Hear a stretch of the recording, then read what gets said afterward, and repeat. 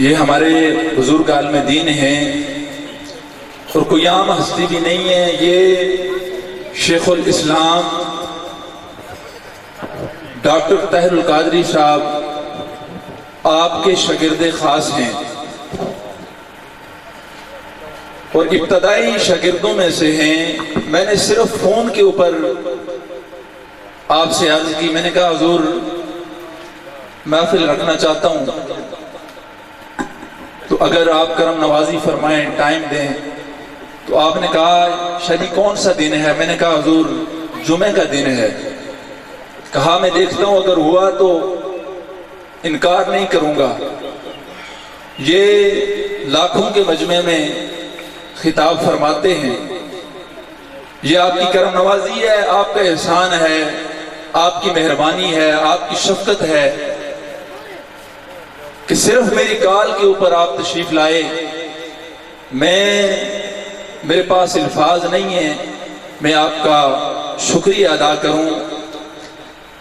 میزبانی کے طور پر چند جملے عرض کرنا چاہتا ہوں کہ الحمدللہ ہم حنفی سنی ہیں اور ہمارا یہ عقیدہ ہے کہ حضور کی ہر نسبت کا ادب و احترام لازم ہے۔ حضور کی ہر نسبت کا ادب و احترام لازم ہے۔ جو حضور کی کسی بھی نسبت کا ادب و احترام نہیں کرتا اس کا سنیت سے کوئی تعلق نہیں ہے، چاہے وہ حضور کے صحابہ ہوں۔ میں نے پہلے بھی کہا ابو بکر کی الف سے لے کر علی کی یا تک ہر صحابی کا ادب اہل سنت کے عقیدے میں۔ یہ علماء تھوڑی سی میری ہیلپ کریں گے تو حضرات کو بھی پتہ چلے گا۔ اسی طرح حضور کے اہل بیت کا ادب و احترام بھی ضروری ہے، اولیاء اکرام کا ادب و احترام بھی ضروری ہے۔ اور آج کی میزبانی کا ایک سب سے بڑا جملہ، میں میزبانی کہہ رہا ہوں، میزبانی کا سب سے بڑا جملہ عرض کرنے لگا ہوں۔ کئی دفعہ میرے سنگی مجھے کہتے ہیں شاہ صاحب فلانا بندہ یوں کر گیا ہے، حافظ شیخ صاحب فلانا بندہ آپ کو یہ کہتا ہے، فلانا یہ کہتا ہے، فلانا یہ کہتا ہے۔ شاہ جی آپ کسی کا جواب کیوں نہیں دیتے؟ مجھے اپنے بابا علی کی ایک بات یاد آتی ہے اور امام زین العابدین کی ایک بات یاد آتی ہے۔ امام علی گزر رہے ہیں، ایک بندہ آپ کو برا بلا کہہ رہا ہے، آپ کو گالیاں دے رہا ہے، آپ گزرے، مریدوں نے پوچھا اے علی المرتضی خیبر کو اکھاڑنے والے جواب کیوں نہیں دیتے؟ فرمایا او میرے چاہنے والوں کمینوں کا جواب نہیں دیا جاتا۔ اور آپ نے فرمایا اس کے لیے اتنا ہی کافی ہے، اس کے لیے اتنا ہی کافی ہے، اسے نظروں سے گرا دو۔ اس کے لیے اتنا ہی کافی ہے، اسے نظروں سے گرا دو۔ جو حق کی بات پر آپ کو گالی نکالے، آپ پر بہتان لگائے، آپ کے خلاف منافقت کرے، اسے نظروں سے گرا دو، اس کے لیے اتنا ہی کافی ہے۔ اور پھر جو اگلا جملہ میں کہہ رہا تھا، میزبانی کا سب سے بڑا جملہ، شاید کئی لوگوں کو شک ہو یا ابہام ہو، آج کی محفل کا سب سے میزبانی جو میں کر رہا ہوں اس کا سب سے بڑا جملہ آپ کی سماعتوں کی نظر کر رہا ہوں۔ میرا یہ ایمان ہے، میرا یہ عقیدہ ہے، اور میں جس آستانے سے منسلک ہوں ان کا یہ عقیدہ ہے، ہمارے بزرگوں کا یہ عقیدہ ہے کہ جس محمد کے نواسوں نے جس امیر معاویہ رضی اللہ تعالی عنہ سے صلح کر لی، اس سے کسی سید کی جنگ نہیں، جو ان سے جنگ کرے یا بول رکھے وہ مومن۔ لگتا ہے آپ کو بات سمجھ نہیں آئی، یا آپ کو سمجھ نہیں آئی؟ میرا جملہ سمجھ ہے؟ میرا جملہ لگتا ہے سمجھ نہیں آیا۔ محمد کے نواسے جس سے صلح کر لیں، ان سے جو بے ایمانی کرے یا جو ان سے بغض رکھے، جو ان سے حسد رکھے، وہ مومن نہیں۔ اور جس سے محمد کے نواسے جنگ کریں، جس سے محمد کے نواسے جنگ کریں، جو ان سے سلو کر لے، جو ان سے سلو کر لے، وہ بھی مومن نہیں۔ جو محمد کے نواسے جن سے جنگ کریں، ان سے جو سلو کر لے، وہ بھی مومن نہیں۔ ہمارا عقیدہ ہے محمد کا ہر صحابی جنتی ہے، ہمارا عقیدہ ہے کہ حضور کا ہر صحابی جنتی ہے، صحابہ حضور کے در والے ہیں اور میرے پنجتن پاک حضور کے گھر والے ہیں۔ یہی ہمارا اہل سنت کا عقیدہ ہے۔ سامعین حضرات، آپ کے نعروں کی گونج میں حضور کی بلا سے عرض کروں گا، بندے یقیناً ہم آپ کے مزاج یا آپ کی جو عظمت و شان ہے اس کے مطابق تو کچھ بھی نہیں، لیکن مجھے ایک پروفیسر صاحب نے، میرے دوست کہنے لگے، شاہ جی ڈاکٹر طاہر القادری صاحب نے ہمیں ایک سبق پڑھایا ہے، ہمیں ایک درس دیا ہے کہ ہم بندوں کو دیکھ کے تقریر نہیں کرتے۔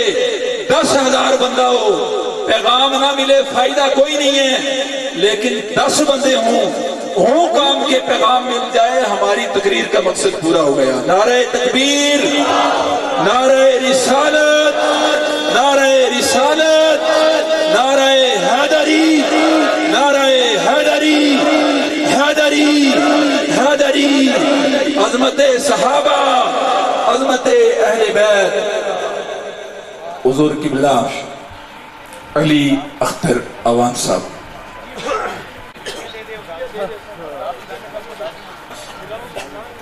السلام علیکم ورحمۃ اللہ وبرکاتہ۔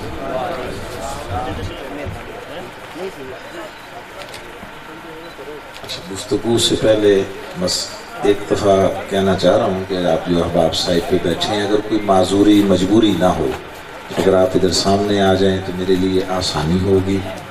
جس کا کوئی پرابلم، کوئی ایسی بات ہے، وہ بیٹھا رہے۔ کوئی ہمارے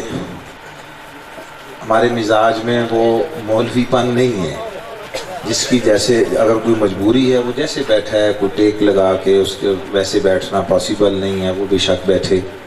جو کرسی پہ بیٹھ سکتا ہے، نیچے بیٹھنا دشوار ہے، وہ کرسی پہ بیٹھے۔ جس کو اللہ رب العزت نے ان ساری چیزوں سے محفوظ رکھا ہے، اس سے ایسے مل کر بیٹھنے سے ایک مجلس کا ایک نظم بنتا ہے، ایک اس کا حسن بنتا ہے۔ آپ ریکارڈنگ بھی کر رہے ہیں، بعد میں دیکھیں گے تو آپ کی مجلس اچھی لگے گی۔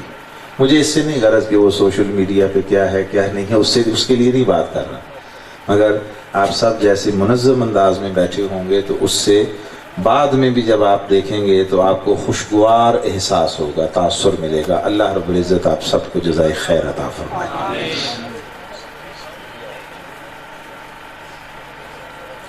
نحمدہ ونصلی ونسلم علی سیدنا و مولانا محمد رسولہ النبی الامین الکریم الرؤوف الرحیم، اما بعد، فاعوذ باللہ من الشیطان الرجیم، بسم اللہ الرحمن الرحیم۔ قل لا اسألکم علیہ اجرا الا المودۃ فی القربى، وقال اللہ تبارک و تعالی انما یرید اللہ لیذہب عنکم الرجس اہل البیت ویطہرکم تطہیرا۔ صدق اللہ العظیم۔ بانیان و میزبانان مجلس، محترم المقام حضرت سید قاصد حسین شاہ صاحب گیلانی دامت برکاتکم، اور محترم المقام حضرت سید ثاقب حسین شاہ صاحب گیلانی دامت برکاتکم، صدر و زینت مجلس پیکر اخلاص و محبت محترم القام حضرت علامہ اشرف علی اشرف صاحب قدس اللہ العالی، جملہ افراد خانوادہ سادات، بزرگان محترم، مہمانان گرامی قدر اور معزز و مکرم حاضرین ذی وقار، میں اپنے لیے یہ امر 100,000 سعادت کا باعث سمجھتا ہوں کہ اللہ رب العزت کے امر سے مجھے سادات کی شفقت، عنایت اور محبت نصیب ہو گئی، اور آج کی اس مجلس میں جو خوشی کے زندگی میں خوشی کا ایک عظیم موقع ہوتا ہے شادی کا، اس موقع پر سادات کے ہاں ان کے دروازے پر آنے اور حاضری کا شرف مجھے نصیب ہوا۔ میں اللہ کی بارگاہ میں اس پر 100,000 بار کلمات تشکر اور شکر گزاری ادا کرتا ہوں۔ ایک بات انہوں نے بڑی خوبصورت کہی کہ جب بھی کوئی مخالفت کرتا ہے، کوئی تنقید کرتا ہے، کوئی ایسی ناروا بات کہتا ہے تو جواب نہیں دیتے ہم۔ اس سے اچھا زندگی کا معمول اور رویہ نہیں ہو سکتا۔ ہم جب پڑھا کرتے تھے لاہور میں، یہ یوں کہہ لیں پڑھنے کی کوشش کرتے تھے، پڑھ تو نہیں پائے، بس ایک نام تھا، تو اس وقت بھی بہت سارے لوگ استاذی المکرم حضور شیخ الاسلام ڈاکٹر محمد طاہر القادری مدد اللہ علیہ آپ کے خلاف، آپ کے رد میں، آپ پر تنقید میں صرف بولتے ہی نہیں تھے، لکھتے بھی تھے بہت کچھ ماہانہ بنیادوں پر لکھتے تھے، ماہانہ بنیادوں پر، اور کچھ سالانہ بنیادوں پر، اور کچھ جو ہے روزانہ بنیادوں پر لکھتے رہتے تھے۔ اب پنجاب میں جو کچھ ایسا ہوتا تھا وہ ہمیں مل جاتا تھا، از خود بازار سے کسی جگہ کوئی کتاب چھپ گئی وہ دیکھ لی۔ تو قبلہ جب جاتے تھے درس قرآن کے لیے کراچی اور کوئٹہ، تو ادھر سے بھی بعض لوگ جو ہے وہ اس طرح کی شفقت کرتے تھے، محبت کا اظہار، تو وہاں سے خود لاتے خرید کے یا جیسے مل جاتی، اور لا کر ہمیں دیتے اور کہتے کہ بیٹے یہ بھی پڑھو۔ یہ ادھر سے بھی کچھ لوگوں نے پھول پیش کیے ہیں۔ ہم چڑھتے تھے، اسٹوڈنٹ تھے، ہم چڑھتے تھے، تو ہم انہیں کہتے تھے کہ آپ ان کا جواب کیوں نہیں دیتے؟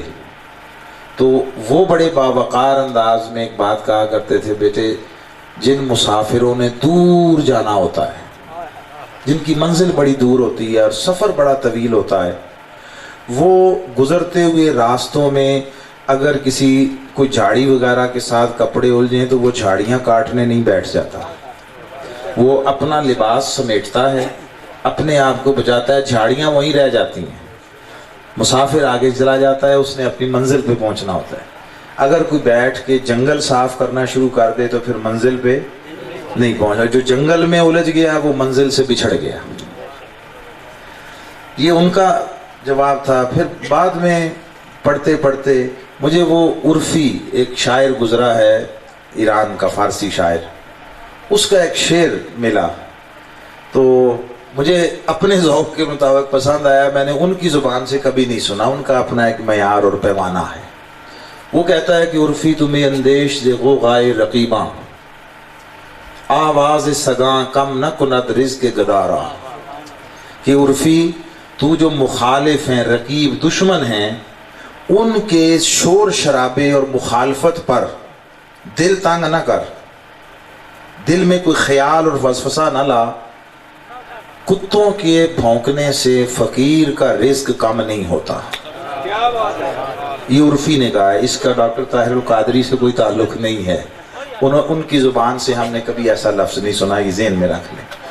تو بات یہ ہے، واقعتاً جنہوں نے دور جانا ہوتا ہے مسافر، وہ علی صبح اٹھتے ہیں، अलस्सुब, जब सारे सोए होते हैं वो उस वक्त उठकर रख्ते सफ़र बांध लेते हैं, रख्ते सफ़र। और जब वो सुबह सवेरे उठकर चलते हैं तो उस वक्त बहुत सारी मखलूक होती है ज़मीन पर, बहुत सारी मखलूक होती है, तो वो मुसाफिरों पर आवाज़ लगाती है। आप समझ रहे हैं मेरी बात? हम ये गाड़ी पे आते जाते हैं तो कई जगह पे ऐसा होता है, किसी शहर से कस्बे से गुजरे तो वहाँ पे ऐसी बहुत सारी मखलूक होती है, वो कुछ देर गाड़ी के साथ भागती भी है और दो चार आवाज़ें निकाली, फिर वो वहीं रह गए, गाड़ी अपनी मंजिल पे पता नहीं कहाँ पहुँच गई। सो अपना अपना काम अपनी अपनी फितरत के मुताबिक है, जिसकी जो फितरत है वो उसके मुताबिक काम करेगा। ये अल्लाह की तकसीम है। हम शुक्र अदा करते हैं, शुक्र अदा करते हैं कि उसने हमें उस काफिले में शरीक को शामिल कर दिया है जिसे अपनी मंजिल की फिक्र है, मंजिल की फिक्र। न कभी रद्द में कहा, न कभी तरदीद में कहा। सो इस बिना पर वो जो रद्द में लिखते थे, जो आपकी मुखालफत में लिखते थे, वो कुल ज़िंदगी का सरमाया, दो चार किताबें, वो सारी ज़िंदगी एक घंटी बजाते रहे और घंटी बजाते हुए दुनिया से चले गए। इसके सिवा दामन में कोई असासा ना हुआ। और जिस पर सारी ज़िंदगी वो जिसकी मुखालफत करते रहे, आज भी हम्दुलिल्लाह ताला उसके दामन में 1300 से ज़्यादा ज़ख़ीम किताबों का मजमुआ है। अच्छा भला जिनमें से 550 छप चुकी हैं और जिनमें शुहरे आफाक वो कुरानिक इंसाइक्लोपीडिया है जो पिछले साल आ गया, 8 जिल्दों पर मुश्तमिल, 8 जिल्दों पर, और अगले साल छप कर आ जाएगा, या थोड़ा इस साल रबीउल अव्वल तक कोशिश थी लेकिन शायद इससे लेट हो जाए। 40 जिल्दों पर मुश्तमिल हदीस का इंसाइक्लोपीडिया आ रहा है, 40 जिल्दों पर मुश्तमिल। सूरह फातिहा की तफसीर 7 जिल्दों में, हर आयत पर एक जिल्द है, हर आयत पर। ये सब कुछ वो है जो मुखालफत, तनकीद और उस तरह की सारी आवाज़ों से बेनियाज होकर बस अपना रुख मंजिल की तरफ रखा और अपना सफ़र तय करते गए। ये उसका नतीजा है, उसका नतीजा है। तो आपसे भी ये गुजारिश है, उन्होंने जो बात कही इसको अपनी ज़िंदगी में अपना मामूल बना लें, अपनी आदत, अपना तर्ज ज़िंदगी बना लें। मुखालिफों के साथ ना उलझें, सुबह मंजिल बढ़ते चले जाएं। बस ये सादा जो आसान है उसूल है ज़िंदगी का।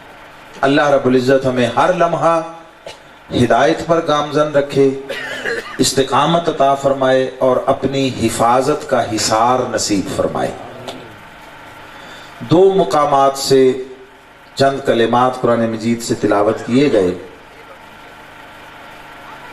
पहले मुकाम में अल्लाह रब्बुल इज़्ज़त ने हुजूर नबी अकरम सल्लल्लाहु अलैहि वसल्लम से फरमाया, कुल, मेरे हबीब आप फरमा दो, ला अस्अलुकुम अलैहि अजरा, ये जो मैंने दिन रात तुम तक दीन पहुंचाने के लिए मेहनत की है, तुम्हारे दरवाज़ों तक चल चल कर आया, तुम्हारी भलाई के लिए तुम्हें पुकारा, खैर की तुम्हें दावत दी और जवाब में तुमने ताने भी दिए, तुमने बद तहजीबी, बद कलामी भी की, गालियाँ दी, बेहुदा गोई की, तुमने पत्थर बरसाए, तुमने कत्ल व शहीद करने के मंसूबे बनाए और तुम्हारे जुल्म और सितम के नतीजे में हिजरत हुई, अपना आबाई मौलूद वतन छोड़ना पड़ा, सब कुछ हुआ, खंदकें हुई, रुखसार जख्मी हुए, दंदान शहीद हुए, गशी और बेहोशी की कैफियतें हुई, ये सब कुछ हुआ, अपने हाथों से कुदालों से खंदकें खोदी। ये जो दिन रात की मेहनत करके मैंने तुम्हें अल्लाह के अम्र इज़्न और उसकी तौफीक से तुम्हें दोज़ख में गिरने से बचाया, तुम्हें जन्नत का रास्ता दिखाया, तुम्हारी नस्लों को अल्लाह ने मेरे ज़रिए नूर ईमान और नूर हिदायत अता किया है, और तुम जो उसकी बारगाह से मुस्तहिकीन गज़ब थे, अल्लाह की बारगाह से इनाम के मुस्तहिक करार पाए और अल्लाह की जन्नतें तुम्हारी मुंतज़िर हुई, उसकी रज़ा तुम्हारे शामिल हाल ठहरी। اللہ کا لطف و کرم اور فضل و احسان ایک سائبان بن کر تمہارے اوپر سایہ فگن ہوا. یہ سب کچھ جو کچھ اللہ رب العزت نے میرے ذریعے تمہیں عطا کیا ہے، میرے حبیب آپ ان سے فرما دو لا اسألکم علیہ اجرا، میں اس پر تم سے کوئی اجرت نہیں مانگتا، کوئی معاوضہ نہیں مانگتا، کوئی بدلہ اور صلہ نہیں مانگتا، اپنی ان محنتوں کی تم سے کوئی قیمت نہیں وصول کرتا. تم نے گالیاں دی، میں نے تمہاری خیر کے لیے اللہ کی بارگاہ میں آنسو بہائے، تم نے پتھر برسائے، میں نے دعائیں دی، سب کچھ ہوا. تم دن بھر مجھے ستا کر ظلم و ستم کا نشانہ بنا کر رات کو سکون کی نیند سو جاتے تھے، اور میں آدھی رات اور بعض اوقات پوری رات اٹھ کر اللہ کی بارگاہ میں آنسو بہا بہا کر تمہارے لیے ہدایت طلب کرتا تھا، تمہارے لیے خیر طلب کرتا تھا. تم اپنی بھلائی کے اتنے حریص نہ تھے جتنا میں تمہاری نجات اور فوز و فلاح کا حریص تھا. میری راتیں تمہارے لیے خدا کی بارگاہ سے بھلائی مانگنے میں گزری، میرے دن تم تک ہدایت کا پیغام پہنچانے میں گزرے، اور جواب میں تم نے اذیت رسانی کی حد کر دی، مصائب و آلام کی حد کر دی، ظلم کے پہاڑ توڑے، سب کچھ ہوا. مگر بالآخر اللہ رب العزت نے تمہارے دلوں تک میری پیغام کی تاثیر پہنچائی اور تم مائل با اسلام ہوئے، تم نے کلمہ پڑھا، ایمان کو قبول کیا. اس پر اللہ فرماتا ہے میرے حبیب آپ ان سے کہہ دیں میں تم سے کوئی قیمت، اجرت اور کوئی صلہ اور بدلہ نہیں مانگتا. یہ سب کچھ لوجہ اللہ ہے، یہ اللہ کی رضا کے لیے تھا. ہاں تمہیں میری ان محنتوں کا اور تمہارے ظلم و ستم کے بدلے میں دی گئی میری دعاؤں کا، اور میرے ذریعے سے اللہ نے تمہیں جو نعمت ایمان عطا کی، اس کا کوئی ذرہ برابر بھی اگر حیا ہے تو ایک کام کرنا، میرے جو اہل قرابت ہیں ان کے ساتھ مودت کا تعلق اختیار کرنا. یہ ایک مفہوم تھا مختصراً جو میں نے عرض کیا. پہلی بات یہ ذہن نشین رکھ کر لیں کہ یہ جو کچھ بھی کہا جا رہا ہے اور جو کچھ ڈیمانڈ کیا جا رہا ہے یہ رسول اللہ کی طرف سے نہیں ہے، یہ اللہ کی طرف سے ہے. حضور نہیں مانگ رہے، حضور اپنے اہل بیت کے لیے بھی آپ سے نہیں کچھ طلب کر رہے، امت سے نہیں طلب کر رہے، اہل ایمان سے کچھ نہیں مانگ رہے. یہ امر الہی تھا، یہ حکم الہی. یہ جو کل ہے، کل کا معنی یہ ہے کہ یہ بات جو زبان مصطفیٰ سے نکل رہی ہے لوگوں، یہ براہ راست مطالبہ خدا ہے، یہ اللہ مانگ رہا ہے.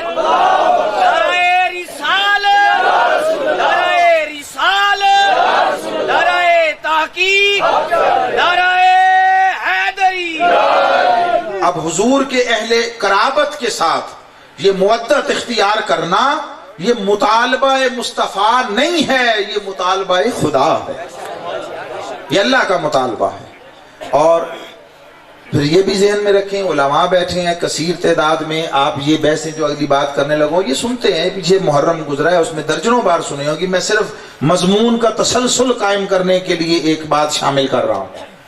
حضور کی اہل بیت کے لیے اللہ نے محبت نہیں مانگی ہے، مودت مانگی ہے، مودت مانگی ہے. اور میں سادہ فرق عرض کر دیتا ہوں، ہر کسی کو سمجھ آ جائے گا. محبت تعلق کی اس نوعیت کا نام ہے، یا محبت اس تعلق کو کہتے ہیں کہ جس میں جدائی ہو جائے دونوں کے درمیان، جن میں یہ محبت کا تعلق ہے، جدائی ہو جائے تو زندگی دشوار ہو جائے، ہجر فراق ہو جائے تو زندگی دشوار ہو جائے، مشکل ہو جائے.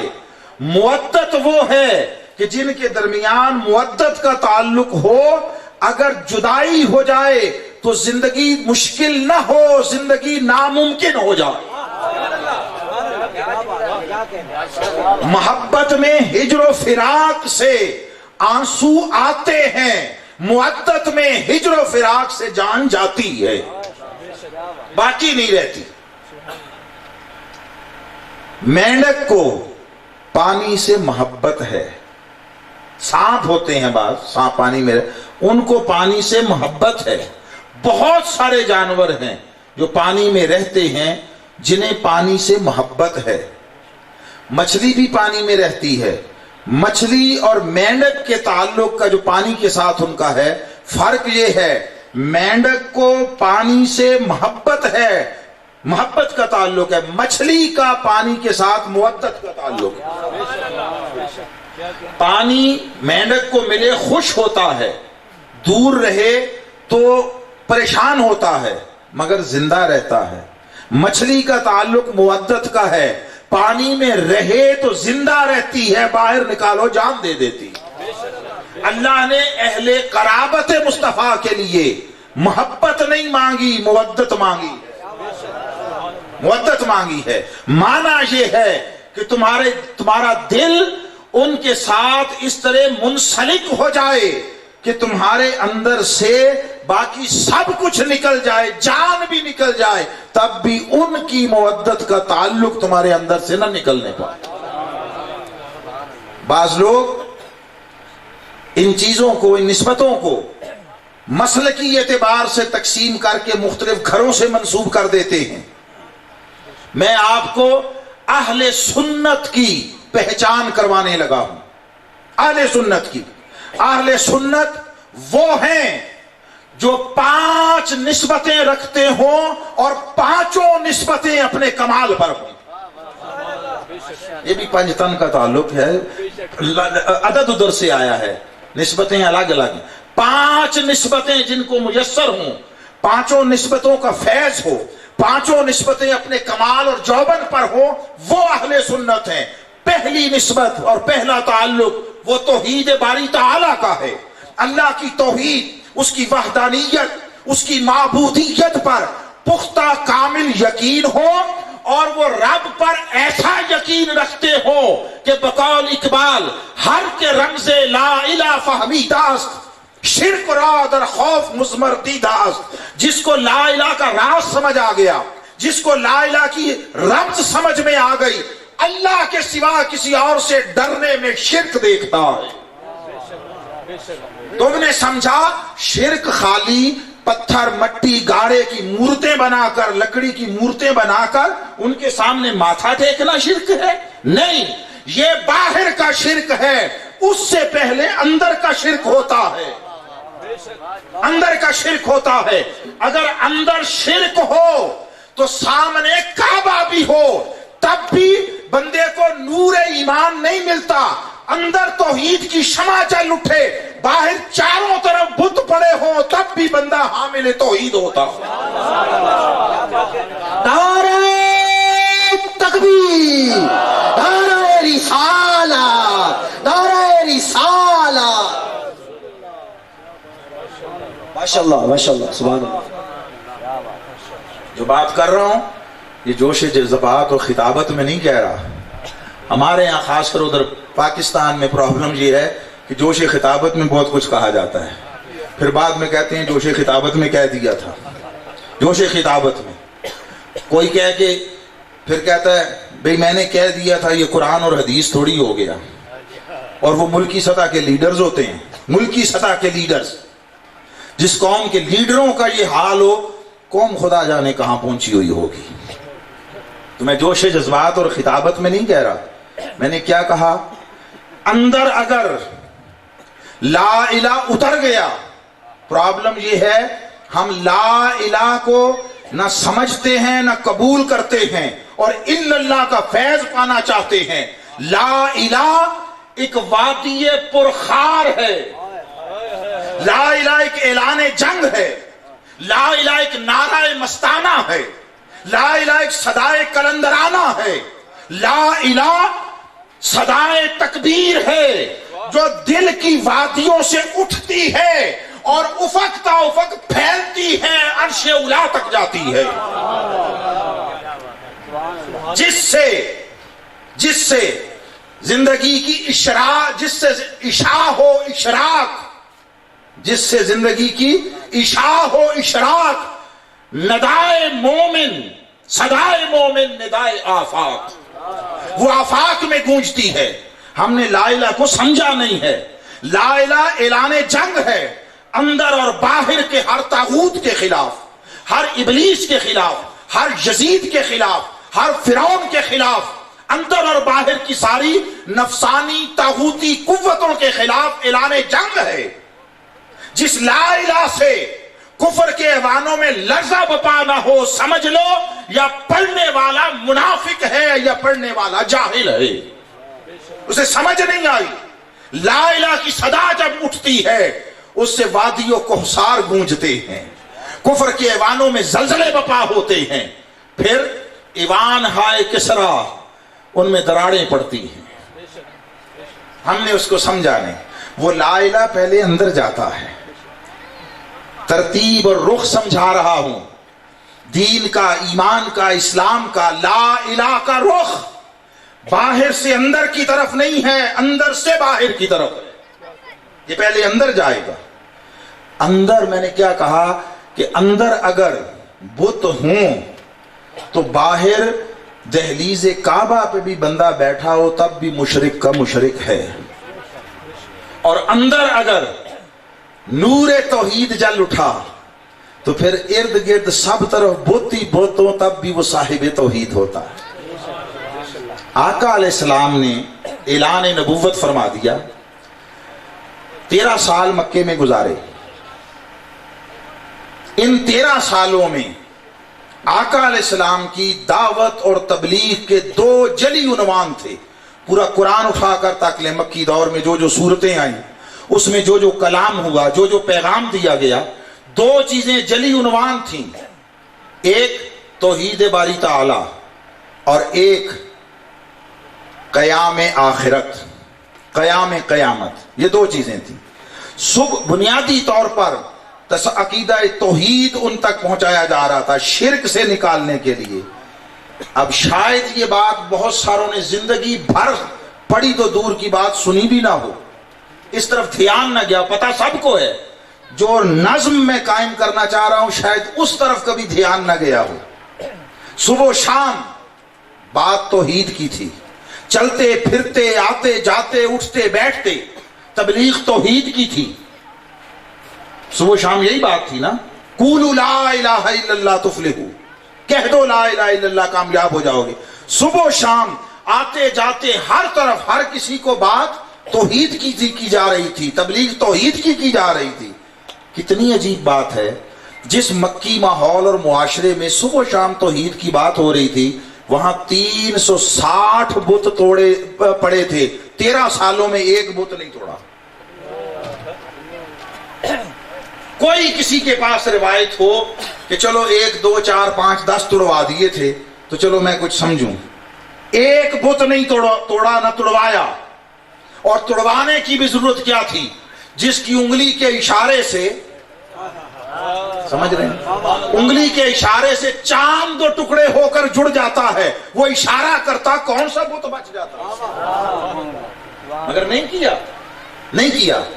13 سال ان 360 بتوں والے معاشرے میں آتے جاتے رہے۔ وہ سارے ایک جگہ ڈھیر نہیں کیے ہوئے تھے، وہ صحن کعبہ میں تھے، کعبے میں تھے، صفا و مروہ پہ تھے، داخلی خارجی راستوں پر تھے۔ ہر قبیلے کا اپنا بت تھا، اپنا بت۔ چلو کسی کو بھیجتے صحابی کہ تم رات کے اندھیرے میں جاؤ ادھر والا توڑاؤ، تم ادھر والا توڑاؤ، ہو سکتا تھا نا، نہیں کیا۔ بت سارے اپنی جگہ تھے اور صبح و شام پیغام توحید کا پہنچا رہے تھے۔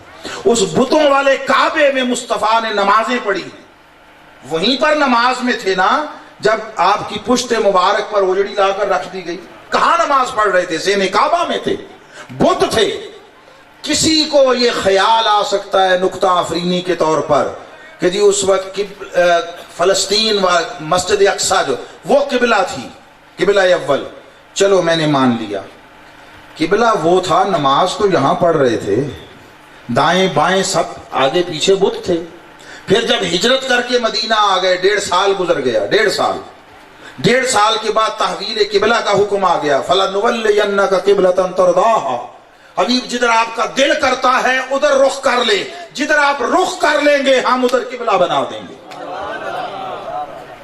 اللہ نے یہ نہیں فرمایا حبیب کعبہ مکہ کو قبلہ بنائیں گے، نہیں، فرمایا हबीब कद नरा तकल्लुब वजहिका फिस्समा, तेरे चेहरे का बार बार आसमां की तरफ उठना देख रहे हैं।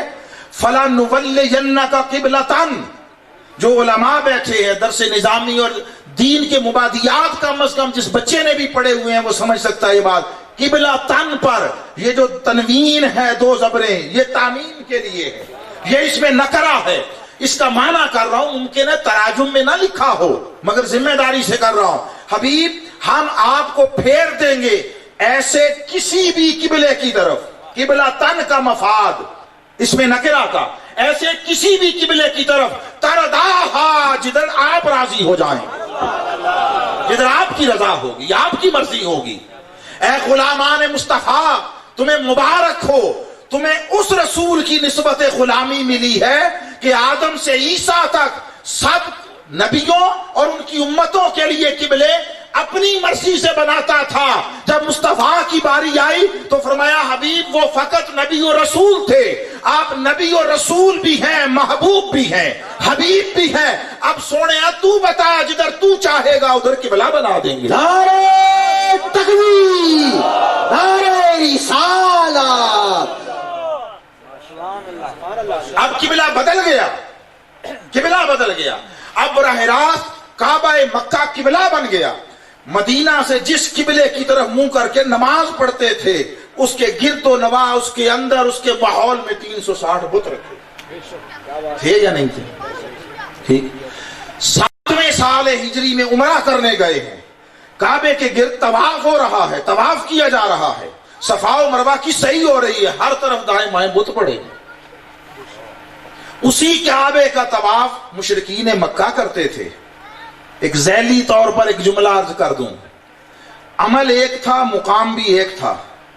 मुकाम था काबा, अमल था तवाफ। कितनी अजीब बात है, एक ग्रोह वो तवाफ कर रहा था तो तौहीद करार पा रहा था, दूसरा ग्रोह वही अमल कर रहा था, शिर्क करार पा रहा था, शिर्क करार पा रहा। कुफार और मुशरिकीन मक्का भी काबे का ही तवाफ करते थे ना, तो उनका अमल शिर्क क्यों था? मुस्तफा और आपके असहाब भी उसी किबले का तवाफ कर रहे थे, ये तौहीद क्यों था? तौहीद और शिर्क बाहर नहीं होते, अंदर होते, अंदर होते हैं। आका अलैहिस्सलाम ने 13 साल मक्की दौर के, 8 साल मदनी दौर के कोई बुत नहीं तोड़ा काबे का। 23 में से 21 साल कोई बुत तोड़ा नहीं है। अब एक जुमला ये इस पहले हिस्सा गुफ्तगू का अगर संभाल सकें और याद रख सकें, इन 21 सालों में बाहर का बुत तोड़ा कोई नहीं, अंदर का बुत छोड़ा कोई नहीं। बाहर का तोड़ा कोई नहीं, अंदर का छोड़ा कोई नहीं। ख्वाहिशात के बुत, हिर्स और लालच के बुत, जाती नफरत और अदावत के बुत, हुब्बे जाहो मनसब के बुत, दुनिया तलबी के बुत, इक्तिदार और सल्तनत के बुत, जितने बुत थे वो सारे तोड़े जाते रहे। और आका अलैहिस्सलाम एक एक करके सबसे दामन छुड़वाते रहे, सबसे दामन छुड़वाते रहे। सिहाबा वो अजीम जमात है जिसने मुस्तफा की खातिर, मुस्तफा की मोहब्बत में हर शय छोड़ दी, बस दामन मुस्तफा को थामे रखा, बाकी सब कुछ छोड़ दिया। अगर आपसे एक सवाल करूं, मैंने कहा कि सहाबा उसने हुजूर की खातिर सब कुछ छोड़ दिया, छोड़ते रहे, आप मुत्तफिक हैं इस बात से? मुत्तफिक हैं? अच्छा, अगर आपसे पूछूं कि आपके ख्याल में सहाबा ने क्या कुछ छोड़ा, तो कोई एक एक दो दो चीज का नाम आप पुकारें, बोले। उलमा से अर्ज करता हूं जी। माल, दौलत, बीवी, बच्चे, रिश्तेदार, कारोबार, वतन, मक्का छोड़ दिया, ठीक। और कोई शय किसी की, आप इससे अलावा कोई और शय आती हो, अपनी जानें पेश कर दी, जानों का ख्याल तक छोड़ दिया। देखिए ये सारी जितनी चीजें आपने गिनवाई हैं ना, ये बाद में भी लोग छोड़ते रहे, आज भी छोड़ते हैं, क़यामत तक छोड़ते रहेंगे, ऐसा ही है ना। आज भी बाज लोग जब कलमा पढ़ते हैं गैर मुस्लिम कम्युनिटी से तो रिश्तेदार छूट जाते हैं ना, कारोबार से निकल गए, कारोबार से आग कर दिया, निकाल दिया, मुफादात दुनियावी छूट गए, वतन छोड़ना पड़ जाता है, ऐसा होता है ना।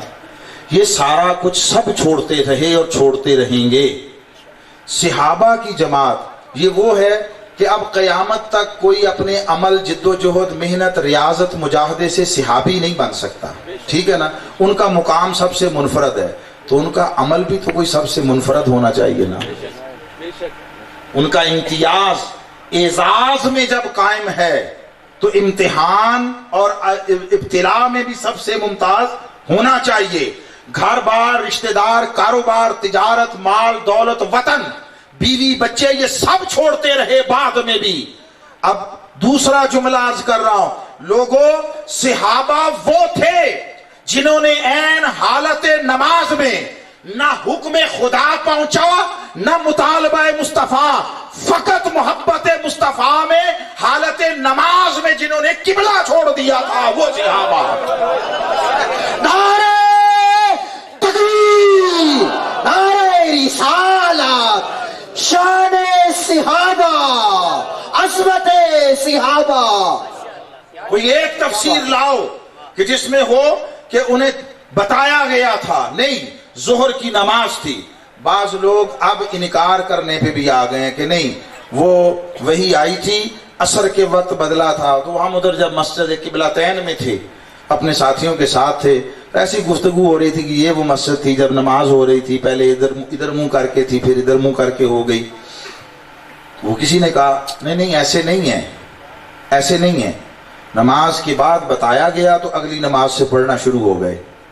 मैंने कहा ठीक है, झगड़ा तो है ही नहीं है, आप हुजूर के शहर के रहने वाले हैं, झगड़ा तो नहीं है। मुझे ये बता दो, उससे पहले सारी मस्जिदों में उधर ही मुंह करके नमाज होती थी? उन्होंने कहा हाँ। जब तब्दीली का हुक्म आया सब मस्जिदों में रुख तब्दील हो गया? कहते हैं हाँ। मैंने कहा सिर्फ इस मस्जिद को मस्जिद किबलातैन क्यों कहते हो? ये एक मस्जिद किबला, फिर तो सारी मस्जिदें मस्जिद किबलातैन हुई। 1.5 साल तक जहां पे नमाज पढ़ाए, मस्जिद नबवी को मस्जिद किबलातैन क्यों नहीं कहते हो? मस्जिद कबा को मस्जिद किबलातैन क्यों नहीं कहते हो? वहां भी तो दोनों किबलों की तरफ नमाजें पढ़ी जाती रही।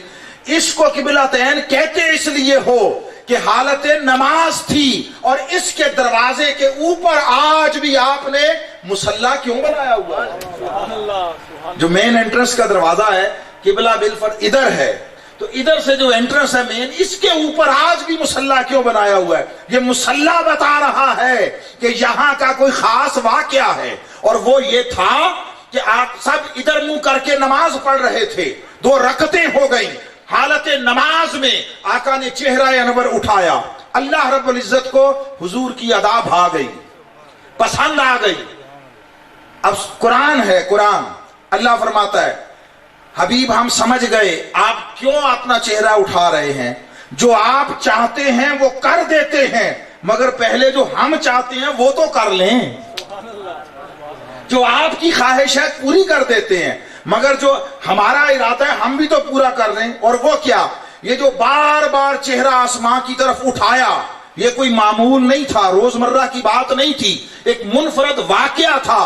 तो सोनिया आपने चेहरा बार बार आसमां की तरफ उठाया, हमने देखा, फरिश्तों ने देखा, बाद वालों को कैसे पता चलेगा?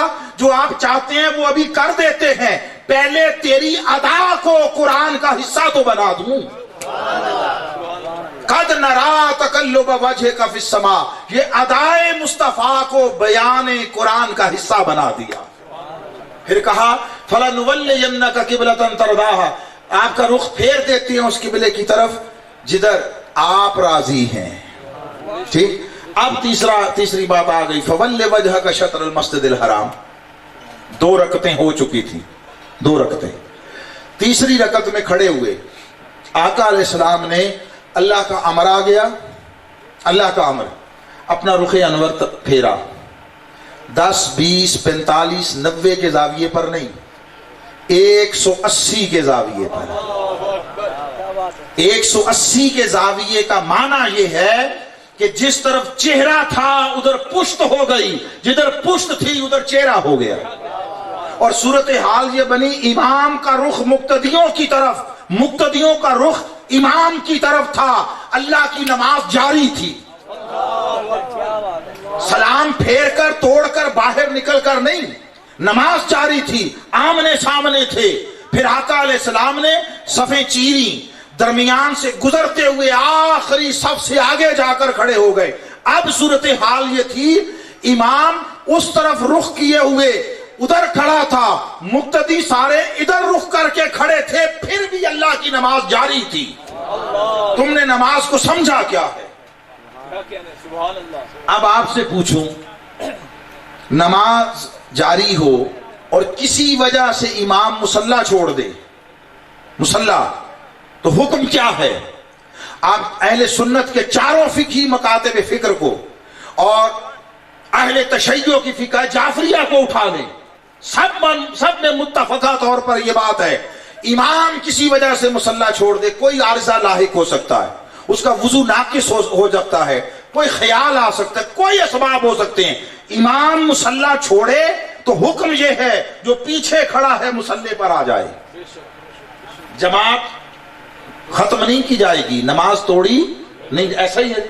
इसलिए इमाम के पीछे तरजीहन वो खड़ा हो जो बाकी मुक्तदियों में सबसे अफजल हो।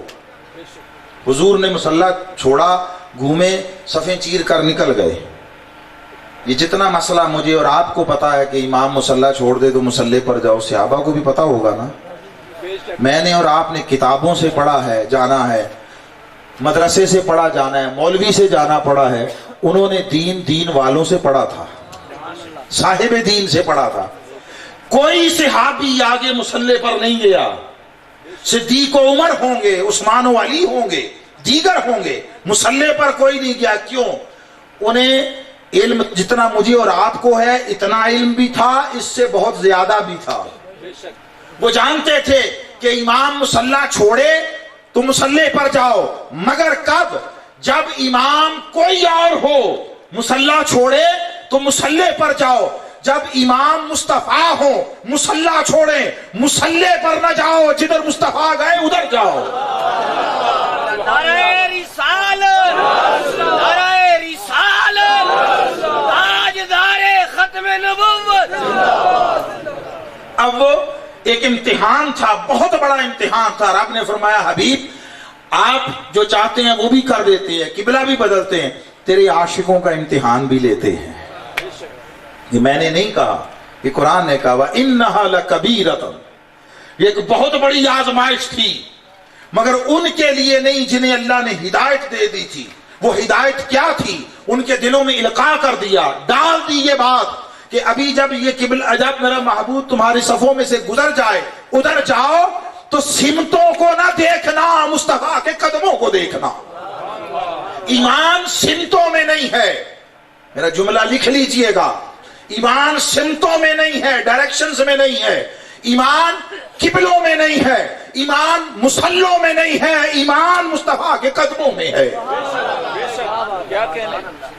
सब सहाबा ना हुक्म खुदा पहुंचा ना मुतालबा मुस्तफा, हुजूर के पीछे घूम गए, हुजूर के पीछे घूम गए और अपने ईमान को बचा लिया।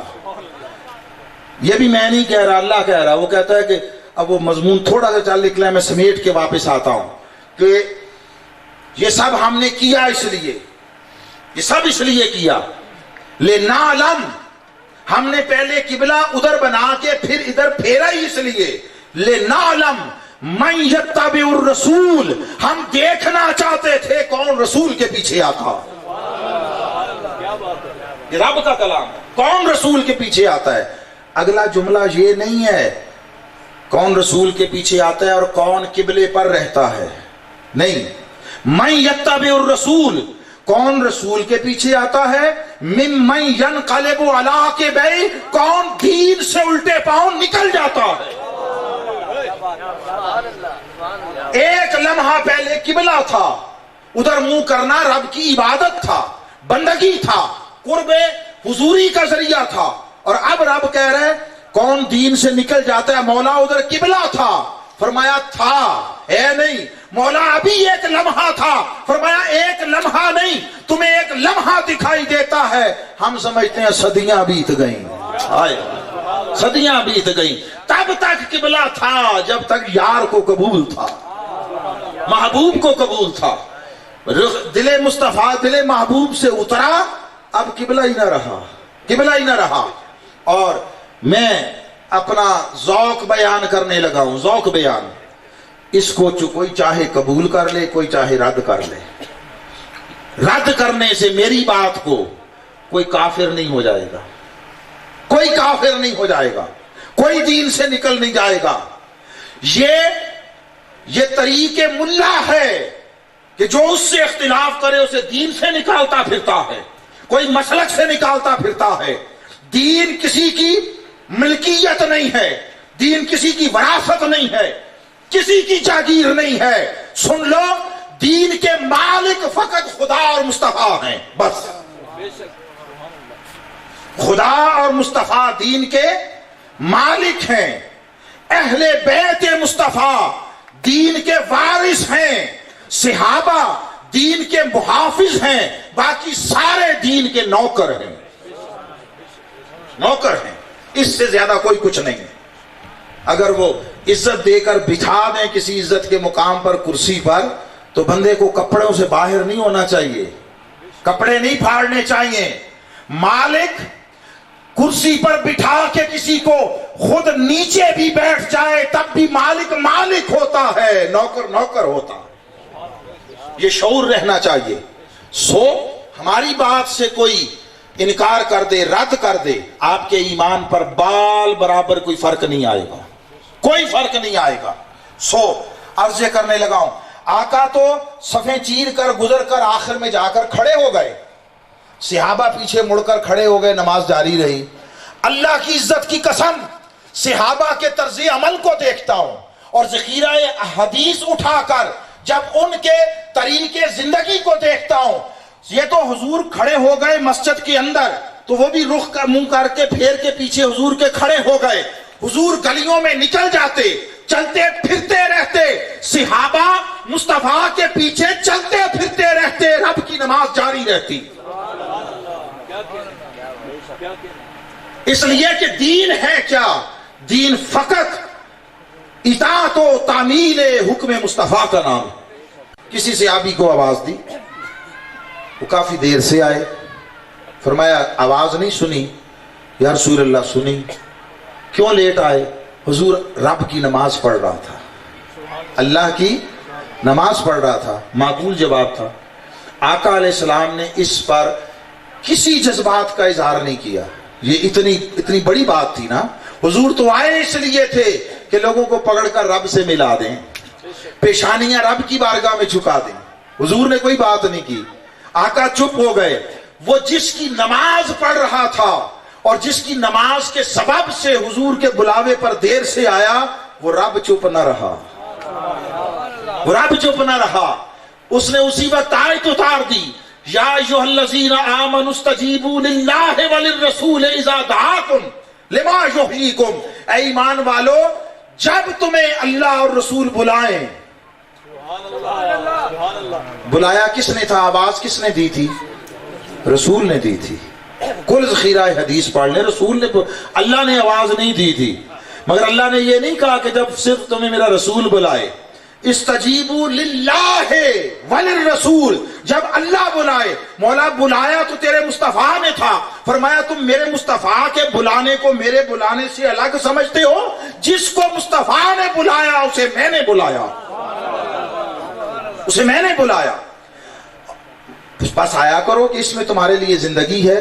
اب اس کے بعد حکم شریعت یہ تھا، حضور کسی کو آواز دیں، وہ نماز میں ہو، جہاں ہو نماز وہیں چھوڑ کر مصطفیٰ کے پاس آ جائے.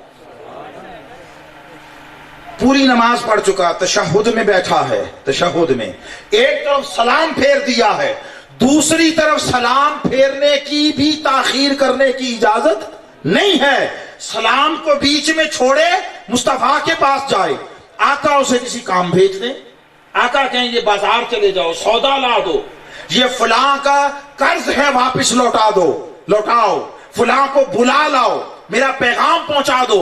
وہ حضور کے حکم کی تعمیل میں چلا جائے، گلیوں میں گھومتا رہے، بازاروں میں پھرتا رہے، سودا سلف خریدتا رہے، लोगों से बातचीत करता रहे, काफिरों से मुकालमा करता रहे। कोई पूछे क्या हाल है, ठीक हूं, कैसे हो, खैरियत से हो, किधर जा रहे हो, हुजूर ने बाजार भेजा, ये सारा कुछ करता रहे।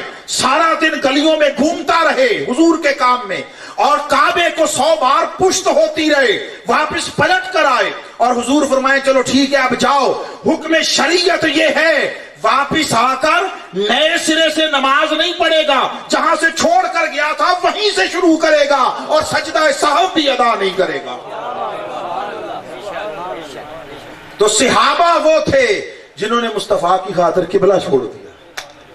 तो एक अल्लाह के साथ ताल्लुक तौहीद ऐसा हो, मुस्तफा के साथ ताल्लुक इश्क ऐसा हो, 2 निस्बतें, अहले बैत की मवद्दत हो दिल में, और ताजीम और इकराम हद से बढ़कर हो, ये तीसरी निस्बत। हुजूर के सहाबा का अदब और इकराम हो, आका के हर सहाबी के लिए ताजीम हो, ये चौथी निस्बत। औलियाए उम्मत के लिए तकरीम हो। निस्बत खुदा, निस्बत मुस्तफा, निस्बत अहले बैत, निस्बत सहाबा और निस्बत औलिया, ये 5 चीजें अपने कमाल पर इकट्ठी हो जाए तो अहले सुन्नत कहलाता है। कोई निस्बतें बांट ले, हम कोई सख्त बात नहीं कहते, एक निस्बत को पकड़ कर बैठे, मुबारक हो मुबारक हो, तुम उस निस्बत में जियो मरो, हमें कोई एतराज नहीं है। हम ये समझते हैं ये 5 निस्बतें जहां यकजा हैं वो अहले सुन्नत है, वो सवाद आजम है।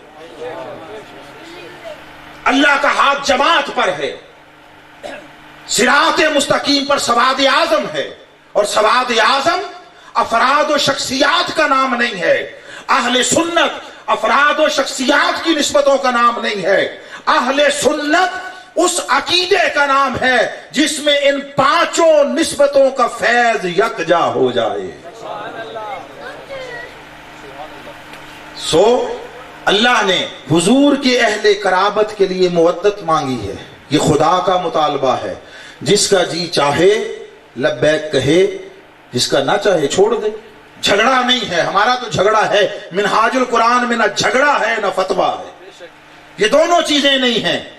मगर एक बात तलकीन के कलमे के तौर पर कह रहा हूं, कलमा तलकीन के तौर पर, कोई किसी एक निस्बत पर ज्यादा स्ट्रेस करता है, जोर देता है, हर वक्त उसकी फजीलत उसकी अजमत की बातें करता है, तो किसी को तकलीफ क्या है, किसी और को क्यों तकलीफ हो। जिसको जिस निस्बत जिस ताल्लुक में हज आता है, लुत्फ आता है, मजा आता है, वो उससे कैफ व सरूर पाता है, वो सारी जिंदगी उसकी बात करता रहे, किसी दूसरे को तकलीफ क्यों हो। कोई सारी जिंदगी तौहीद की बात करे, मुझे काहे का प्रॉब्लम हो, मुझे खुश होना चाहिए, रब्बे मुस्तफा की अजमत के गुण गा रहा है, खुदा मेरा नहीं है। बोलिए ये क्यों निस्बतों को बांट दिया, ये खुदा वाले, वो रसूल वाले, वो अहले बैत वाले, वो सहाबा वाले, वो औलिया वाले, ये 5 निस्बतें यकजा रखो, सबसे अजमत की बात ये है। मगर किसी को किसी निस्बत में उसके जिक्र में लुत्फ आता है, मजा आता है, उसे लेने दो। खुदा के लिए निस्बतों के माबैन मुकाबला, तकाबुल, कंपटीशन न किया करो, निस्बतों को एक दूसरे के मुकाबले पर न लाया करो कि इसने इस निस्बत का नारा लगाया, अब मैंने उसके रद्द में इस निस्बत का नारा लगाना है, इससे ज्यादा घटिया बात कोई नहीं। किस चीज का मुकाबला है? सहाबा और अहले बैत के दरमियान मुकाबले करते हैं आप लोग। मैं उनको कह रहा हूं जो ऐसा करते हैं, मेरी बात समझे हैं। तकाबुल बनता नहीं है, न सिद्दीक और उमर उस्मान और अली में तकाबुल है। अरे ये मुस्तफा की निस्बत का फैज है, जिसको भी मिली उसे अपने अंदाज और रंग में यगाना और यकता कर दिया। हर एक को जुदा आका ने वो निस्बत का फैज अता किया, जुदा रंग अता किया, जुदा सलाहियत अता की, जुदा इम्तियाज अता किया। तुम सिद्दीक और उमर उस्मान और अली के दरमियान आपस में तकाबुल करके जंग का माहौल बनाते हो। हमसे पूछो, हमें कोई बिलाल जैसा भी दिखाई नहीं देता। ये भी जज्बात में नहीं कही बात।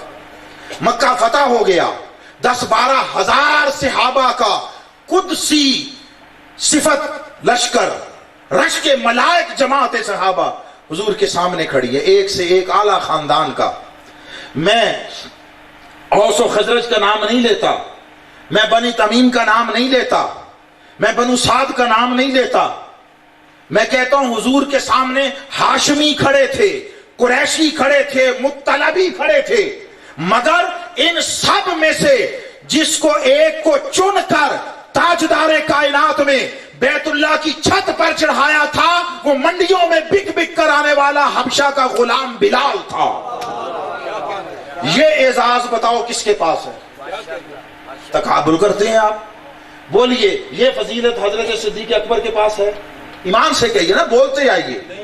حضرت عمر فاروق کے پاس ہے, حضرت عثمان غنی کے پاس ہے, حضرت مولا علی شیر خدا کے پاس ہے. کس بات کا جھگڑا ہے؟ ارے یہ تقابل ہے ہی نہیں, یہ تقابل نہیں ہے, یہ تفرد ہے. مصطفیٰ نے جس کو دیا منفرد بنا دیا, یگانہ و یکتا بنا دیا. مقابل کیوں کرتے ہو؟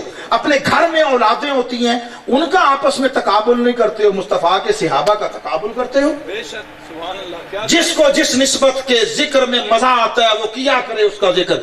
دوسرے کو کم تر نہ کہو, جس پر آپ کا دل راضی ہے ساری زندگی اس کی عظمت کے گن گاؤ. علامہ اقبال نے بھی یہی بات سمجھائی. وہ کہتے ہیں, انہوں نے ایک نظم لکھی ہے بانگ درا میں, زہد اور رندی. وہ کہتے ہیں میرے پڑوس میں ایک مولوی صاحب رہتے تھے, تو انہیں مجھ سے بڑی شکایتیں تھیں, بڑی شکایتیں. اس طرح کی باتیں بھی انہوں نے لکھی ہیں, اس میں آپ پڑھیے گا, زہد اور رندی بانگ درا میں ابتدائی حصے میں. وہ کہتے ہیں کہ وہ یہ کہتے تھے کہ بھئی یہ جو ہے نا عجیب طبیعت کا آدمی ہے, شام کو گانے بھی سن رہا ہوتا ہے, صبح و دم تلاوت بھی کر رہا ہوتا ہے. یہ کسی نئے اسلام کا بانی ہوگا یہ کسی اور ہی اسلام کا بانی. یہ مصرع ہے. پھر یہ اسے خوبصورت لوگوں سے بھی تعلق ہے, خوبصورت لوگوں سے بھی. یہ رب کے حضور قیام بھی کرتا ہے اور ایک بات کی گواہی دیتا ہے, کہتا ہے کہ ہے مانند سحر پاکیزہ اس کی جوانی. آئے آئے, جوانی پاکیزہ ہے, کردار پر کوئی دھبا نہیں ہے, داغ نہیں ہے.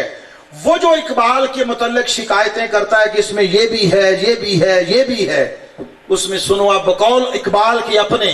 وہ کہتے ہیں ایک شکایت مولوی صاحب کو مجھ سے یہ بھی تھی کہ ہے اس کی طبیعت میں تشیع بھی ذرا سا, یہ تھوڑا تھوڑا شیعہ بھی ہے.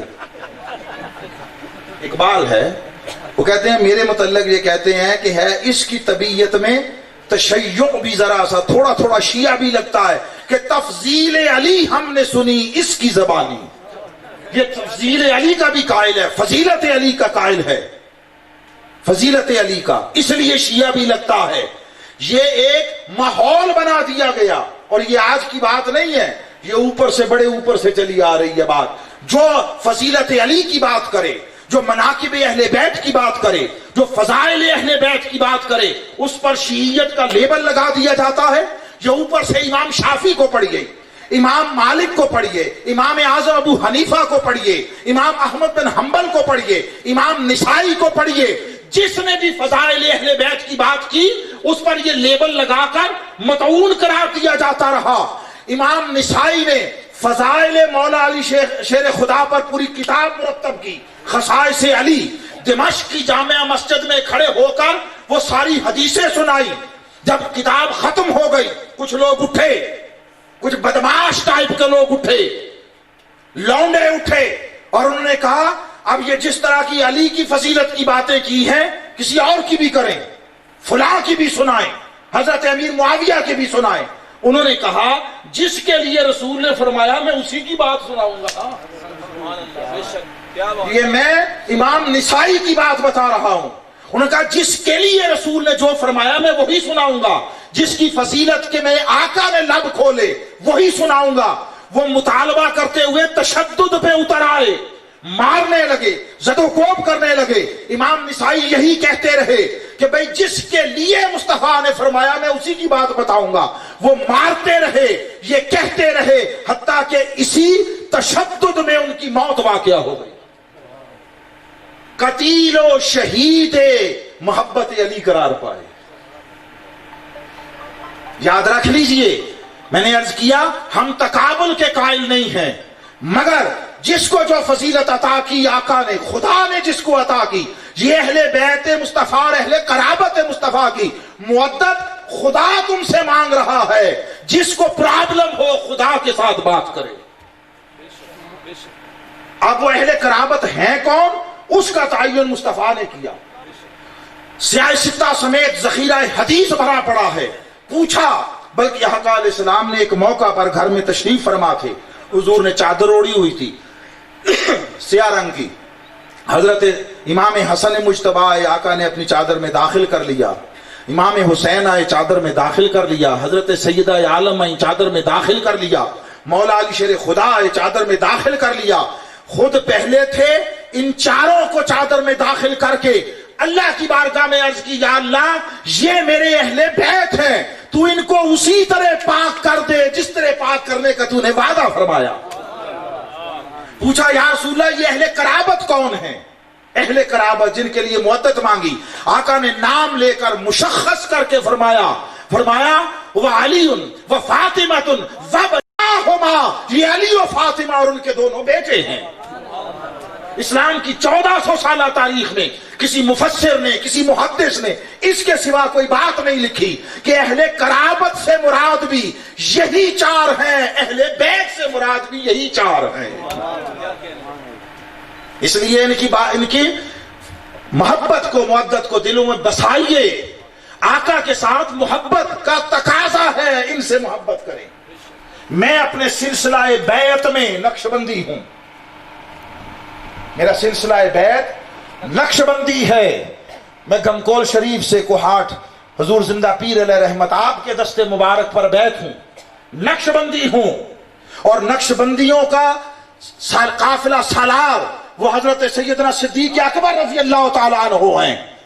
میری سلسلہ بیعت وہ حضرت صدیق اکبر تک ہے، اور نسبت کے اعتبار سے سلسلہ نسب میں منسوب ہوں مولا علی شیر خدا سے. میرا نسب مولا علی شیر خدا تک ہے. میری بیعت حضرت صدیق اکبر رضی اللہ تعالیٰ عنہ سے ہے. میں ساری زندگی اگر علی علی کرتا رہا ہوں اور کرتا ہوں تو اس لیے کہ مجھے اس راہ پہ حضرت سیدنا صدیق اکبر نے ڈالا ہے. جب آقا نے غدیر خم کے موقع پر مولائیت مرتضیٰ کا اعلان کیا اور فرمایا من کنت مولا فہذا علی مولا ہو، جس کا میں مولا ہوں اس کا علی مولا ہے، تو جو سب سے پہلے اس صحابہ کے عظیم اجتماع میں سے اٹھ کر جنہوں نے مولا علی شیر خدا کو اس اعزاز پر مبارکباد دی ہے وہ حضرت صدیق اکبر ہیں، وہ سیدنا فاروق اعظم ہیں. اپنے زمانہ خلافت میں حضرت فاروق اعظم رضی اللہ تعالیٰ عنہ دو شخص لڑ پڑے، جھگڑا ہو گیا. آپ خلیفہ تھے تو آپ کے پاس فیصلے کے لیے رجوع کیا. آپ نے حضرت مولا علی شیر خدا کی طرف ان کو ریفر کیا، کہا یہ تمہارا فیصلہ کریں گے. ان میں سے ایک شخص جو منافقت کا شاید شکار تھا، اس نے ان کے لیے ناپسندیدہ کلمات ان کے قد کے اعتبار سے اور ان کی جسمانی ساخت کو طنز کا نشانہ بنا کر کہا یہ ایسا یہ ہمارا فیصلہ کرے گا مولا علی شیر خدا کے لیے. سیدنا فاروق اعظم نے یہاں گریبان سے پکڑا، اٹھا لیا اور فرمایا بدبخت ان کے متعلق ایسا کہتا ہے جبکہ وہ قیامت تک میرے اور ہر مومن مرد و عورت کے ولی اور مولا ہیں. اس لیے اس بات کو آپ نے 100 بار سنی ہوگی باتیں. یہ جید مقتدر علماء بیٹھے، جب حضرت امام حسین اور حضرت فاروق اعظم کے بیٹے کے درمیان کسی بات پر ایسی آپس میں بچوں کی طرح تکرار ہو گیا، انہوں نے کہا تم ہمارے منہ کیا لگتے ہو یا کیا ہمارے ساتھ بات کرتے ہو، تم ہمارے نانا کے غلام کے بیٹے ہو. یہ امام حسین نے کہا. وہ خلیفہ وقت کا بیٹا تو وہ گیا باپ کے پاس، کہا ایسے کہا. حسین نے کہا اچھا ایسے کہا؟ کہا ہاں ایسے کہا. پوچھے، کہا ٹھیک ہے آؤ چلتے ہیں. چلے گئے. جا کے بلایا در علی پر کھڑے ہوئے, بلایا, وہ آ گئے, پوچھا بیٹے آپ نے ایسا کہا. اب جھوٹ تو ان کے کوچے کیا شہر کے قریب سے نہ گزرا تھا, ڈر خوف بھی نہ گزرا تھا, نڈر لوگ تھے, بے خوف تھے. کہا ہاں. کہا یہ بات لکھ کر دے سکتے ہو؟ کہا ہاں لکھ دیتا ہوں. وہ لکھ دیا گیا. جب وہ لکھ دیا گیا اس کاغذ کو لپیٹا اور اپنے بیٹے کو دیا اور کہا بیٹے اس کو سنبھال کر رکھ لو. اس نے سمجھا شاید مقدمہ آگے کیس چلنے میں شہادت کے طور پر کام آئے گا. کہا اس کو سنبھال کر رکھ لو, جب میں مر جاؤں تو میرے کفن میں میرے ساتھ رکھ دینا, یہ قبر میں نجات کا وسیلہ بن گیا, نجات کا ذریعہ بن گیا. شاید اسی بنا پر بخشا جاؤں کہ حضور کے گھر والوں نے مجھے اپنا غلام تسلیم کر لیا ہے.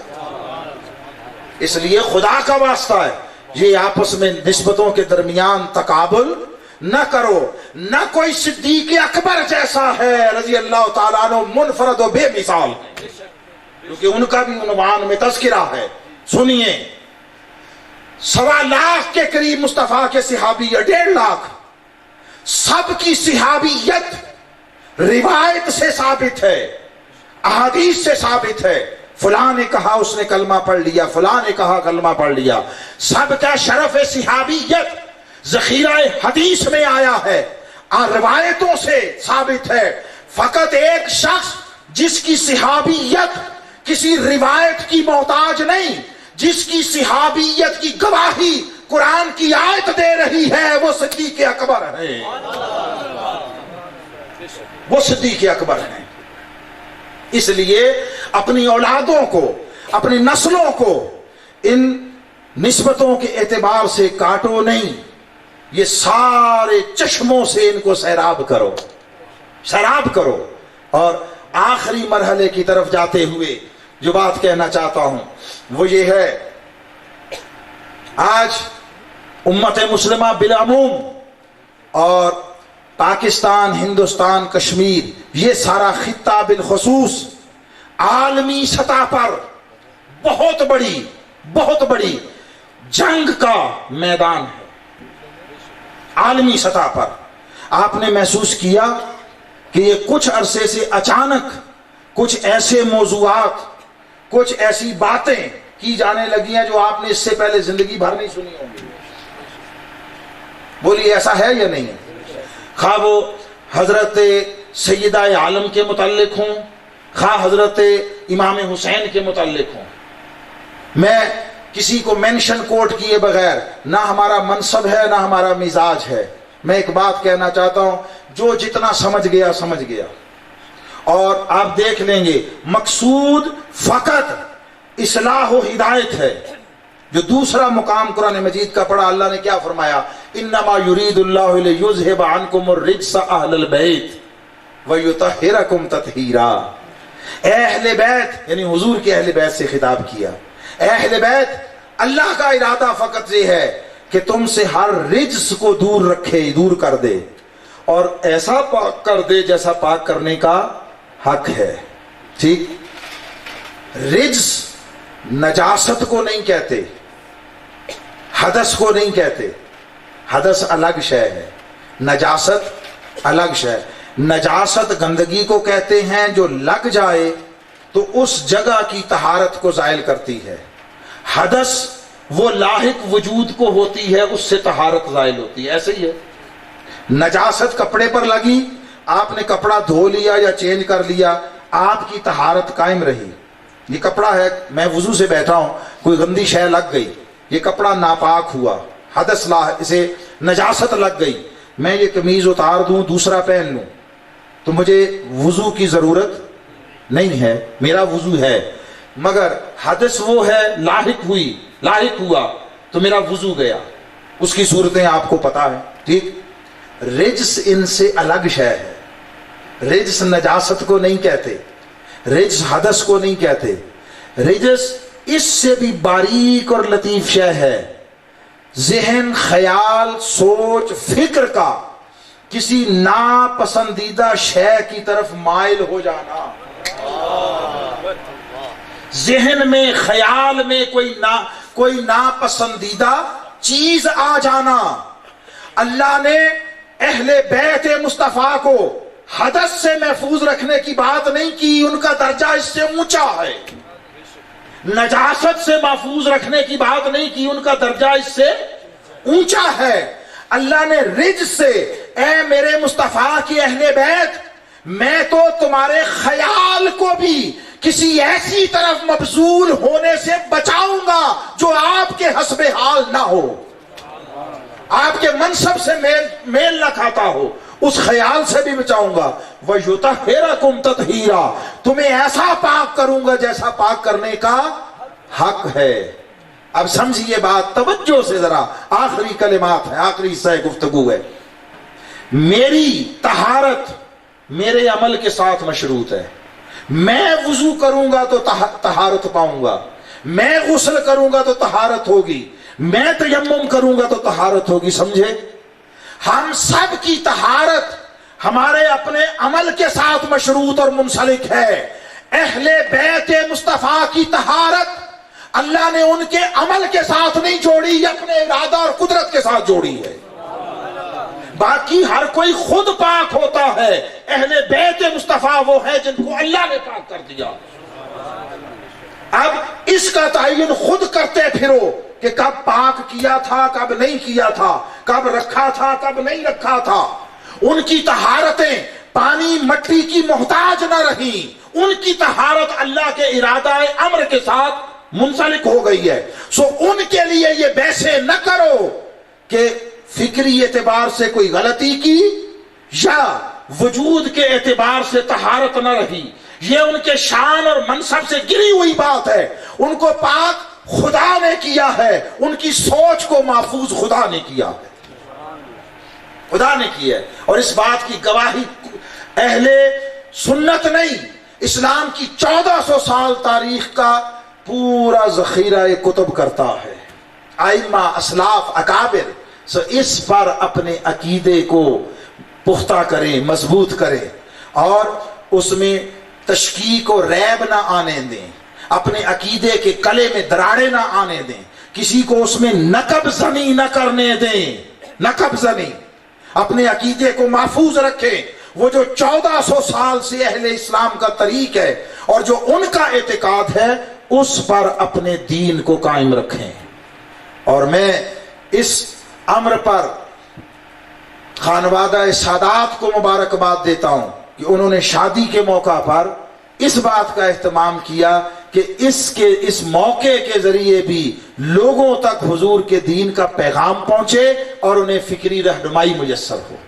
جتنی گفتگو کی ہے اس میں ہر وہ کلمہ جو میرا ہے اس کے ساتھ کوئی 100 بار اختلاف کرے، قطعاً کوئی فرق نہیں پڑے گا۔ ہاں، قرآن کے ساتھ اختلاف نہیں ہے، حدیث اور سنت مصطفیٰ کے ساتھ اختلاف نہیں ہے۔ مسئلہ یہ ہے جو یہاں بیٹھتا ہے وہ یا خدا بننے کی کوشش کرتا ہے یا رسول بننے کی۔ حضرت مجدد الفسانی، یہ میں نہیں کہہ رہا، حضرت مجدد الفسانی علیہ رحمت قافلہ سالار نقش بند ہیں ہندوستان میں، ان سے کسی نے پوچھا نصیحت کریں، فرمایا بیٹے نہ کبھی خدا بننا نہ رسول بننا، بس یہ 2 کام نہ کرنا، باقی جو کرتے رہو خیر ہے، معافی مل جائے گی، گناہ بھی ہو جائے گا، بخشش ہو جائے گی، معافی مل جائے، خدا نہ بننا اور رسول نہ بننا۔ اس نے کہا استغفر اللہ حضرت، یہ بھی کوئی سوچ سکتا ہے؟ کہا تم سوچنے کی بات کرتے ہو، لوگ پریکٹیکلی بنتے ہیں، پریکٹیکلی۔ کہ جی ہم نے تو نہیں سنا۔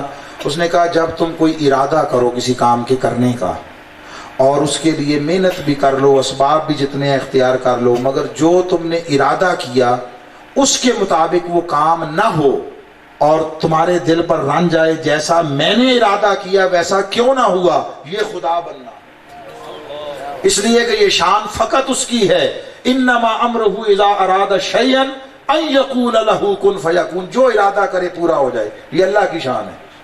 محنت کرو، تگو دو کرو، منصوبہ سازی کرو، سب کچھ کرو، اسباب اختیار کرو، مگر نتیجہ موافق نہ نکلے تو پھر اللہ کی رضا پر، اس کی تقدیر پر راضی رہ جاؤ، یہ تو ہے مقام بندگی۔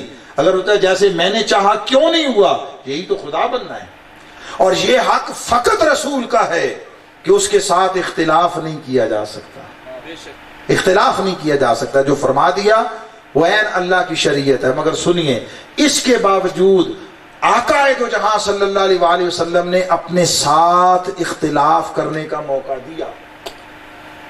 حضور نے مقام بندگی پر کوئی عورت آئی، کوئی صحابی آئے اور حضور کی بارگاہ میں عرض کیا کہ میرا نکاح ہوا، شادی ہوئی، کچھ ہی وقت ہوا ہے، مگر میری بیوی میرے ساتھ رہنا نہیں چاہتی. وہ کہتی ہے کہ میں علیحدگی چاہتی ہے. میں جتنا ممکن ہے اس کا خیال رکھتا ہوں، ضرورتیں پوری کرتا ہوں، نان و نفقہ کی ذمہ داری ادا کرتا ہوں. حضور نے بلا لیا اس کی زوجہ کو، اہلیہ کو بلایا، فرمایا یہ ایسے کہہ رہا ہے. اس نے کہا جی ایسے ہی ہے. کہا تمہیں اس سے کوئی تکلیف شکایت؟ کہا نہیں. کہا پھر ساتھ جب تمہیں تکلیف شکایت کوئی نہیں، ضرورتیں پوری کرتا ہے، محبت کرتا ہے، سب کچھ کرتا ہے، ہمارے حقوق کی ادائیگی کرتا ہے جو شریعت نے اس پر لازم کیے، پھر تمہیں چاہیے اس کے ساتھ رہو. اس نے کہا یا رسول اللہ یہ آپ کا حکم ہے؟ میں نہیں، یہ میری رائے ہے، مشورہ ہے، لیکن اختیار تمہارا ہے. اس نے عرض کی یا رسول اللہ بس میں آپ کو دل کی بات بتاتی ہوں کہ میرا سار اس کے ساتھ نہیں جمع ہو سکتا، مجھے یہ اچھا ہی نہیں لگتا، اچھا ہی نہیں لگتا. وہ آپ پتہ نہیں ادھر کی پنجابی یہ زبان میں کہتے ہیں، ہمارے ادھر کہتے ہیں یہ متھیوں دکھنے ہیں، چنگا ہی نہیں لگتا. آقا علیہ السلام نے ٹھیک ہے تمہارا حق ہے، تم نے زندگی گزارنی ہے. حضور نے ان کے درمیان جدائی کرا دی. یہ رسول ہے جس کے ساتھ اختلاف نہیں کیا جا سکتا، اس کے باوجود موقع دیتے ہیں. مولوی فرمائے کہ میرے ساتھ اختلاف نہیں ہو سکتا، جو میری بات سے اختلاف کرے دائرہ دین سے خارج ہے. تو مولوی صاحب یہ آپ کے باپ کا نہیں ہے، یہ اگر باپ کا ہے تو حسنین کے باپ اور دادا کا ہے، ان کے بڑوں کا ہے، ہمارا نہیں ہے. نوکر ہیں، نوکری پہ رکھے رکھے اور قبول کر لیں اور فرما دیں چلو جیسا بھی تھا، جیسے بھی تھے، بس ٹھیک ہے، بس اس کو اعزاز سمجھو، اس میں بخشش ہے، اس میں نجات ہے. محبتیں آپس میں کریں، الفتیں کریں، قربتیں کریں، ایک دوسرے کے قریب آ جائیں، نفرتوں کو مٹائیں. اسلام تو نفرت کو مٹاتا ہے دلوں سے. اسلام اخوت کا مساوات کا دین ہے. جو مسلمان کو مسلمان سے لڑا دے تنویر وہ کچھ اور ہے، اسلام نہیں ہے. وما علینا الا البلاغ. دعا تو نہیں، یہ حکم کی تعمیل ہے. اللہم صلی علی سیدنا و مولانا محمد وعلی آلہ وصحبہ وبارک وسلم. ربنا آتنا فی الدنیا حسنۃ وفی الآخرۃ حسنۃ وقنا عذاب النار. الہ العالمین جو کچھ کہا سنا گیا اس میں جہاں جہاں کوئی غلطی کوتاہی فکر سے لے کر قول تک، قول سے لے کر عمل تک، کسی اعتبار سے میں مجھ پر تیری بارگاہ میں معافی کے خواستگار ہیں. ہمیں معافی عطا فرما دے. ہم توبہ کرتے ہیں، ہماری توبہ کو قبول فرما لے. اور میرے مالک جو کچھ زبان سے تیرے امر اور دین کی منشا کے مطابق درست ادا تو نے کروا لیا مولا کریم، اس کو اپنی بارگاہ